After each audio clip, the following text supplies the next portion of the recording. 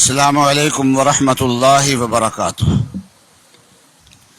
الحمد للہ وحدہ والصلاة والسلام علی من لا نبی بعدہ، اما بعد فاعوذ باللہ من الشیطان الرجیم، بسم اللہ الرحمن الرحیم۔ ومن يرغب عن ملة إبراهيم إلا من سفه نفسه وَلَقَدِ اصْطَفَيْنَاهُ فِي الدُّنْيَا وَإِنَّهُ فِي الْآخِرَةِ لَمِنَ الصَّالِحِينَ۔ وقال تعالى: أَنُؤْمِنُ كَمَا آمَنَ السُّفَهَاءُ أَلَا إِنَّهُمْ هُمُ السُّفَهَاءُ وَلَكِنْ لَا يَعْلَمُونَ۔ صدق اللہ العظیم وصدق رسولہ النبی الکریم۔ بزرگان محترم اور برادران عزیز اور میری قابل احترام مائیں بہنیں بیٹیاں، اللہ تعالیٰ یہ ذی الحجہ کا مہینہ ہمارے لیے مبارک فرمائے، اور اللہ تعالیٰ اس مہینے کی برکت سے ہمارے اعمال کی اور اخلاق کی اصلاح فرما دیں، اور ہماری سوچ میں پاکیزگی پیدا فرما دیں، اپنی محبت اللہ تعالی ہمیں عطا فرما دیں۔ یہ جو دین اللہ تعالیٰ نے دیا ہے، جس نے قیامت تک باقی رہنا ہے، بلکہ رسول اللہ صلی اللہ علیہ وسلم کی شان تو قیامت کے دن اور زیادہ ظاہر ہوگی۔ باقی چیزیں جو ہے نا جو دائمی ہوتی ہیں تو ہم کہتے ہیں قیامت تک باقی رہنا ہے، اور لیکن یہ جو ہمارا دین ہے اور رسول اللہ صلی اللہ علیہ وسلم ہے اور آپ کی جو شانیں ہیں، وہ تو قیامت کے دن اور زیادہ ظاہر ہونی ہیں۔ تو یوں کہیے ہمیشہ اس دین نے رہنا ہے۔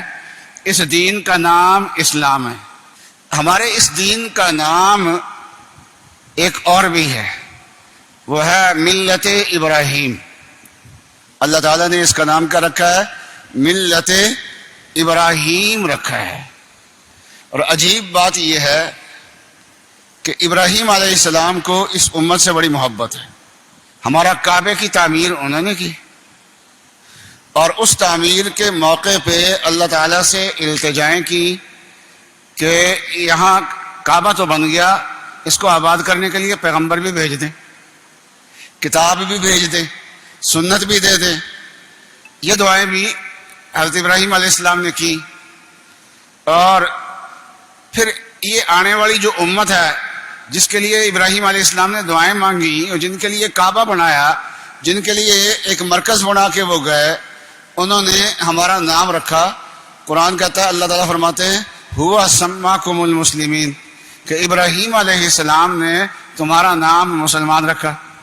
وہ ہمارا نام رکھ کے گئے، تو اللہ تعالیٰ کو یہ نام رکھنا ان کا، ہمارا مسلمین، یہ نام رکھنا اتنا زیادہ پسند آ گیا کہ اللہ تعالیٰ نے ہمارے دین کا ایک لقب رکھ دیا۔ کہتے اس کو اسلام ہے، اور اس کا لقب کیا ہے؟ ملت ابراہیم۔ اور ملت ابراہیم کی اہمیت اس آیت میں بیان کی ہے، اور میں نے اس کے ساتھ ملا کے سورہ بقرہ کے دوسرے رکوع کی بھی ایک آیت پڑھی ہے۔ یہ دونوں میں نے کیوں ملائی؟ اس لیے کہ ابراہیم علیہ السلام کے طرز کو اور صحابہ کے طرز کو اللہ تعالیٰ نے جوڑ دیا ہے، اور ابراہیم علیہ السلام کے طریقے سے جو روح گردانی کرے، جو خطاب ان کو دیا، جو صحابہ کے طریقے سے روح گردانی کرے، وہی خطاب ان کو دے دیا اللہ تبارک و تعالیٰ نے۔ تو دونوں کے لیے ایک خطاب ہے، وہاں بھی روح گردانی کرنے والوں کو ایک خطاب دیا، وہی خطاب وہاں پر دیا۔ تو ملت ابراہیم سے جو آدمی اعراض کرے، انحراف کرے، تو فرمایا کہ وہ احمق انسان ہی ہو سکتا ہے کوئی۔ تو ابراہیم علیہ السلام کے طریقے کی خصوصیت کیا ہے؟ ابراہیم علیہ السلام کے طریقے کی خصوصیت یہ ہے کہ اللہ تعالیٰ کے احکامات کے مقابلے میں اپنی عقل اور سوچ کو ایک طرف اٹھا کے رکھ دے، اپنی مصلحتوں کو ایک طرف اٹھا کے رکھ دے، اپنی ضروریات کو ایک طرف اٹھا کے رکھ دے، اپنے مستقبل کے اندیشوں کو ایک طرف اٹھا کے رکھ دے، اور جو اللہ کہے وہ ایسے ہی کرے. ابراہیم علیہ السلام نے کیا کیا کہ بڑی آرزوؤں سے گھر میں رونق لگی تھی. اپنے باپ کو ناراض کیا، خاندان کو ناراض کیا، قبیلے کو ناراض کیا، وقت کی حکومت کو ناراض کیا، آگ میں ڈالے گئے، سب کچھ ہوا، پھر وطن چھوڑا، ایک سے ایک بڑھ کے قربانی.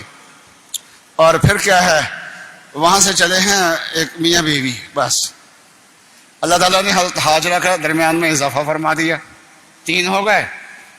اللہ سے مانگا یا اللہ اب گھر میں رونق بھی لگا دیجئے.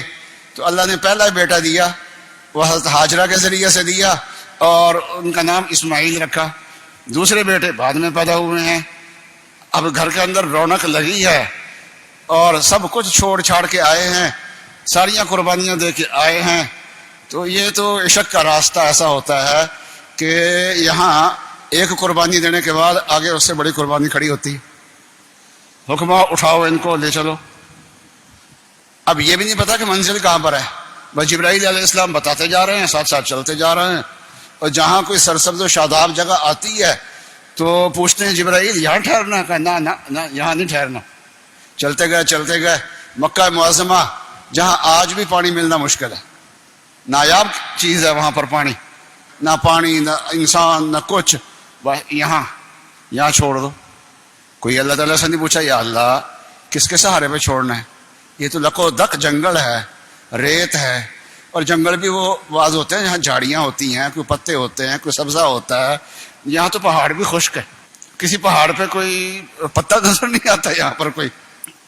اور کوئی انسان نہیں ہے، کوئی بندہ نہیں ہے، کوئی چرند پرند کوئی یہاں پر کوئی نہیں ہے. یہاں ان کو بٹھا دیا. حکم ہوا کہ جلدی سے نکلو. اٹھ کے چل پڑے. اب اللہ کا حکم آیا تو اتنی جلدی اللہ کے حکم پہ عمل کیا کہ اطمینان سے اپنی گھر والوں کو بتا دیں کہ اللہ کے حکم سے میں چل رہا ہوں واپس. یہ بھی نہیں کیا، اٹھ کے چل دیے یہاں سے. تو حضرت حاجرہ نے پوچھا ہمیں تنہا چھوڑ کے کہاں جا رہے ہو؟ اب کوئی جواب ہی کوئی نہیں، چلتے جا رہے ہیں. اب وہ انداز تو پیغمبر کی اہلیہ تھی، اس لیے بات کو سمجھتی تھی، اس لیے بات سمجھ گئی اور پوچھا اللہ کا حکم ایسے ہی لگتا ہے. انہوں نے سر سے اشارہ کیا چلتے چلتے کہ اللہ کا حکم یوں ہی ہے. فرمایا پھر جائیے، اللہ تعالیٰ ہمیں ضائع نہیں کریں گے. چلے گئے. اب وہ پانی پہلا مرحلہ ہوتا ہے زندگی کے لیے. وجعلنا من الماء كل شيء حي، ہم نے پانی سے ہر چیز کو زندگی دی ہے. لیکن یہ پانی جب ختم ہو گیا تو دوڑ رہی ہیں، دیکھ رہی ہیں کوئی انسان مل جائے، کوئی قافلہ گزرتا ہوا مل جائے، ان کے پاس کوئی پانی ہو. اس لیے قریب 2 پہاڑیاں تھیں، ایک صفا کی پہاڑی اور ایک کبھی صفا کی پہاڑی پہ چڑھ کے ادھر ادھر دیکھ رہی ہیں، وہاں سے اترتی ہیں مروہ کی طرف چل پڑتی ہیں، وہاں پہاڑی پہ چڑھ کے ادھر ادھر دیکھتی ہیں. بس اچانک اللہ نے ان کے قدموں سے پانی نکال دیا. یہ کیا؟ یہ اللہ کا حکم. بس دیوانے ہیں اللہ تبارک و تعالیٰ کے حکم کے. جو اللہ کا حکم آ گیا، اب یہ ہے کہ کبھی کبھی آ کے حال پوچھ جایا کرو. آتے تھے، حال پوچھ جاتے تھے، دعائیں بھی کی. پھر ایک مرحلہ ایسا آیا کہ اب بچہ کھیل رہا ہے، کود رہا ہے، بڑا اچھا لگتا ہے. اب کہا جی اس کو اللہ کی رضا کے لیے ذبح کر دو. انی اری فی المنام. اب یہ اتنا عظیم حکم ہے کہ آدمی لرز جائے اور 100 تعویلیں کر لے کہ اس خواب کی یہ تعبیر ہو سکتی ہے، یہ تعبیر ہو سکتی ہے. نہیں، ظاہر پہ عمل کر کے دکھا دیا. اور وہ نصیحت کرنے کے لیے آیا ابلیس. ارے یہ کیا کرنے لگے ہو؟ دشمن کبھی ناصح کی شکل میں بھی آتا ہے،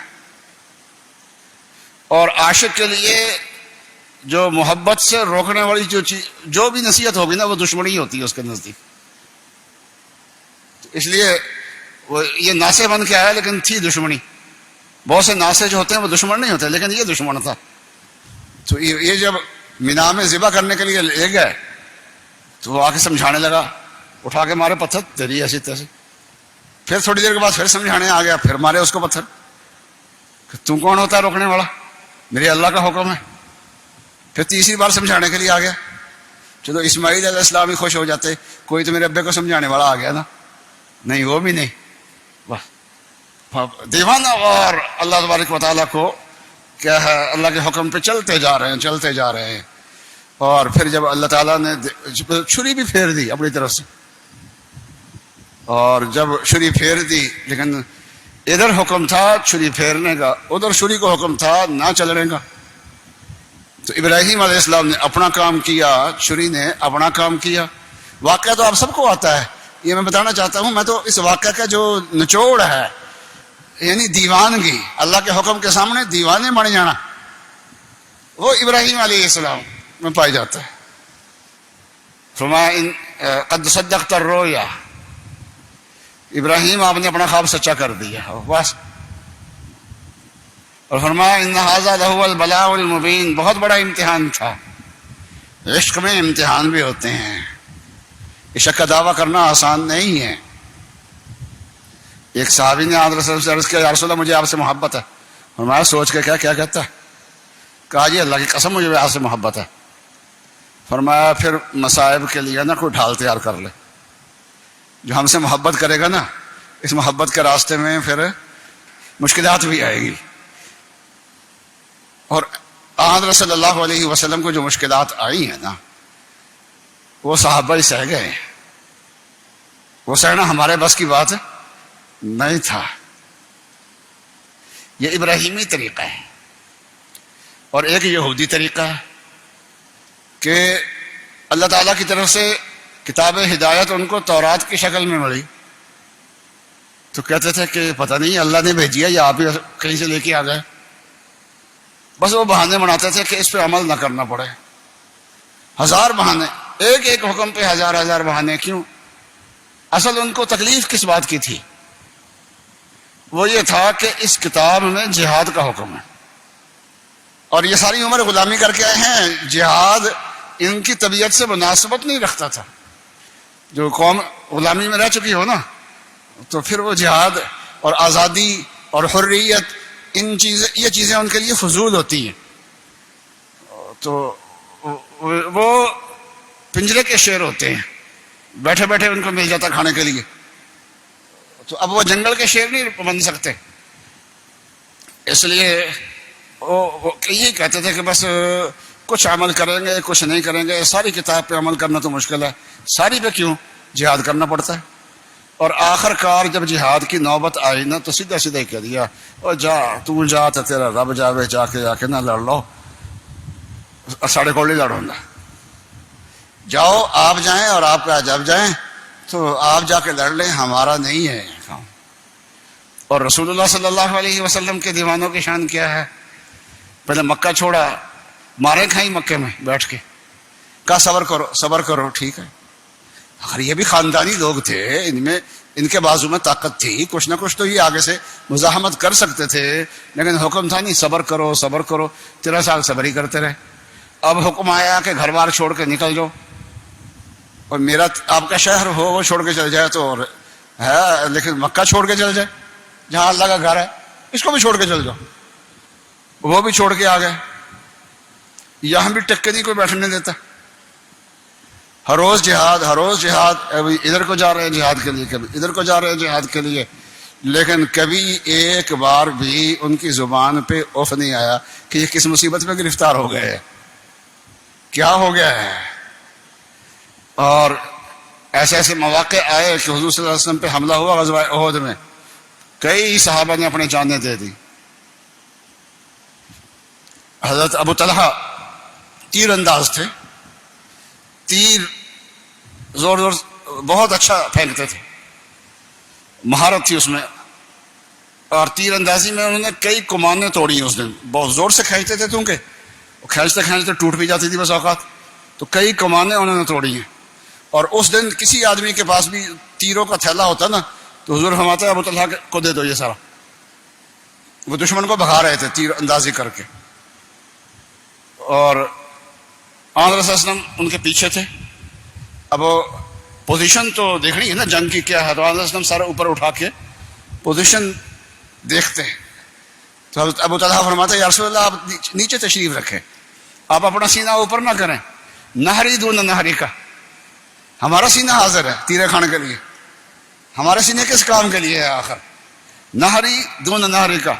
وہ کہتے تو جا کے، یہودی کیا کہتے تھے، آپ جائیے آپ کا رب جائے جا کے کر لو جہاد، اور یہاں کیا کرے؟ یا رسول اللہ اپنا سینہ نیچے کر لے، آپ کے سینے پہ تیر نہ لگ جائے کہیں آ کے، ہمارے سینے میں لگنا چاہیے، تیر کھانے کے لیے ہمارا سینہ ہے، آپ کا سینہ کیوں سامنے آئے؟ آج لوگ مولویوں پہ اعتراض کرتے ہیں، علماء کرام پہ اعتراض کرتے ہیں، اصل میں ان کو اعتراض اسلام پہ ہوتا ہے، اصل میں ان کو اعتراض سنت پہ ہوتا ہے، لیکن وہ کھل کے کر نہیں سکتے، وہ بدنامی ہوتی ہے اسلام پہ اعتراض کرنے سے، اس لیے وہ ہم پہ کر لیتے ہیں۔ تو ہم بھی کہتے ہیں کہ چلو ہمارے پاک نبی کا نام نہیں لیتے، ہمارا نام لیتے ہیں، تو ہم کہتے ہیں یا رسول اللہ نہری دون نہری کا، کہ آپ کی جگہ لوگوں کے تانے جو ہے نا وہ ہم سہ لیں گے، ہمیں لوگ تانا دیتے ہیں، ہم سہنے کے لیے تیار ہے، نہری دون نہری کا، یا رسول اللہ ہمارا سینہ حاضر ہے تانے سہنے کے لیے۔ وہ تیر سہے صحابہ نے، اور علماء کرام کے سہ رہے ہیں، تانے آج کے دور میں سہ رہے ہیں۔ اور پھر جو حج ہوتا ہے، حج میں کیا ہوتا ہے؟ احرام باندھنا، یہ بھی کوئی عقل سے ماورائی چیز ہے احرام، ورنہ تو آدمی کو اللہ کے گھر جانا ہے تو سنور کے جانا چاہیے نا، تو یہاں دیوانے بن کے جاتے ہیں، کبھی اللہ کے گھر کے گرد گھوم رہے ہیں، کہیں باہر جنگل میں چل جاتے ہیں، کبھی اس میدان میں، کبھی اس میدان میں، کبھی اس میدان میں، کبھی ادھر جا رہے ہیں، کبھی ادھر جا رہے ہیں۔ تو یہ کیا ہے؟ یہ دیوانے وار پھر رہے ہیں، یہ کیا ہے؟ دیوانگی ہے۔ یہ جو قربانی ہے یہ کیا ہے؟ دیوانگی ہے۔ تو یہودیوں کا طریقہ اور صحابہ کا طریقہ اور، تو صحابہ کا طریقہ ابراہیمی طریقہ ہے، اس کو ملت ابراہیم کہہ سکتے ہیں۔ اور ہمارا کہ جو ملت ابراہیم سے اعراض کرے، اس کو پسند نہ کرے، اس پہ عمل نہ کرے، اس کے طریقے پہ نہ چلے، دیوانہ نہ بنے، وہ احمق ہے۔ اوست دیوانہ کے دیوانہ نہ شد، وہی دیوانہ ہے جو دیوانہ نہیں بنا۔ تو بعض جگہ دیوانگی ہی عقل مندی ہوتی ہے، اور دیوانگی دو طرح کی ہوتی ہے۔ ایک دیوانگی یہ ہے کہ کسی پہ دل آ گیا، اب اس کی کسی بات کا انکار نہیں ہے، محبت دل کے اندر آ گئی، جنون دل کے اندر آ گیا، اور اس جنون میں عقل اٹھا کے ایک طرف رکھ دی، بس جو یہ کہے گا اس کا اتباع کرنا ہے ہم نے۔ تو ایک تو عقل چھوڑنے کا طریقہ یہ ہوتا ہے، اور ایک وجہ یہ ہوتی ہے کہ ہمیں اپنی عقل سے یہ پتہ چل جاتا ہے کہ فلاں جو ہے وہ ہمارا خیر خواہ بھی ہے، اور اس کی سوچ ہماری سوچ سے بہتر بھی ہے۔ ہم غلط سوچ سکتے ہیں لیکن وہ غلط نہیں سوچ سکتا، جیسے ہم اپنے بڑوں کی بات مان لیتے ہیں اپنی بات چھوڑ کے، یا ڈاکٹر کی بات مان لیتے ہیں اپنی رائے چھوڑ کے۔ کیوں؟ اس لیے کہ اس کی رائے کو اپنی رائے سے بہتر سمجھتے ہیں۔ تو ہم اللہ کے احکام کے دیوانے دونوں وجہ سے ہی ہیں۔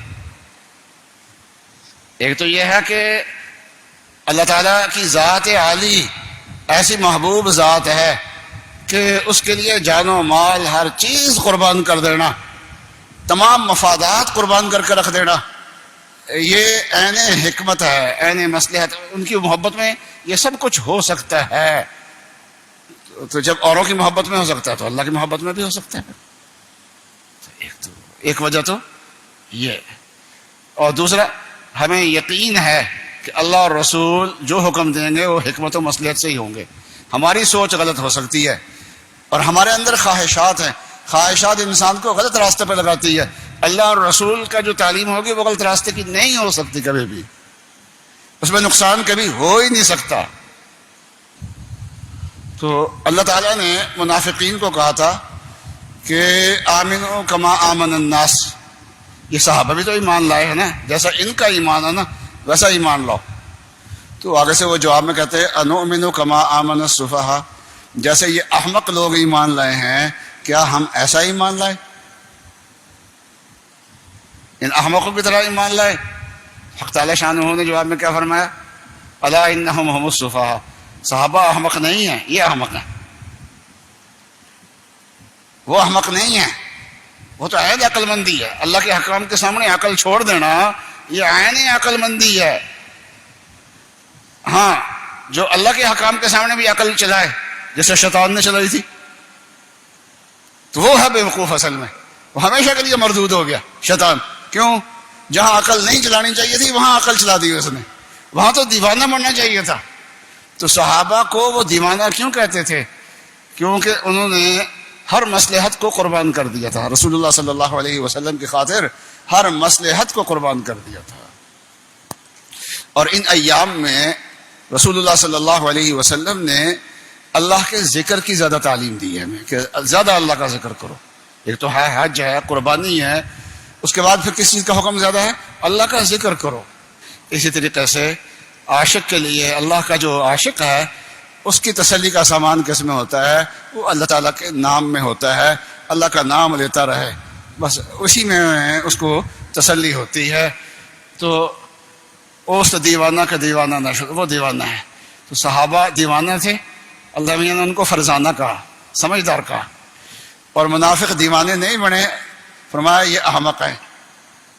تو اس سے معلوم ہوا کہ صحابہ کا جو طرز عمل ہے وہ عین ملت ابراہیم ہے.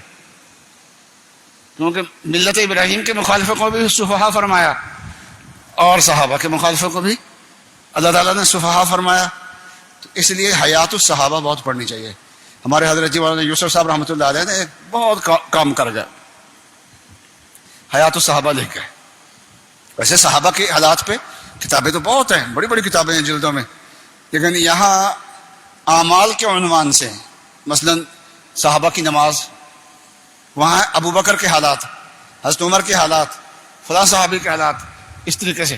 لیکن انہوں نے دوسرے موضوعات کو عنوان بنایا، صحابہ کے واقعات اس میں ذکر کیے، مختلف ایک عنوان ہے اس میں مختلف صحابہ کے تذکرے آ گئے. تو بڑی عجیب و غریب چیز ہے حیات الصحابہ بھی. تو یہ میں عرض کر رہا تھا کہ یہ اللہ تعالیٰ کی محبت ہے. تو اللہ کرے ہم بھی اللہ تک کی محبت حاصل کرنا اختیاری ہے. بس اللہ کا نام لیتے رہیں، اللہ والوں کی صحبت میں بیٹھیں، اللہ والوں کی کتابیں دیکھیں. بھئی 3 کام ہیں، بس یہ پابندی سے کرتے رہیں، انشاءاللہ اللہ کی محبت آتی رہے گی، انشاءاللہ پیدا ہوتی رہے گی، انشاءاللہ دیوانے بڑھتے رہیں گے. اللہ تعالیٰ کے دیوانے رہنے ہیں، قیامت تک رہنے ہیں. لیکن یہ ہے کہ اس کے لیے ہم استعمال ہوں یا کوئی اور استعمال ہو یہ پتہ نہیں. اللہ ہمیں استعمال فرما لے اپنی دیوانگی کے لیے. قسمت کی بات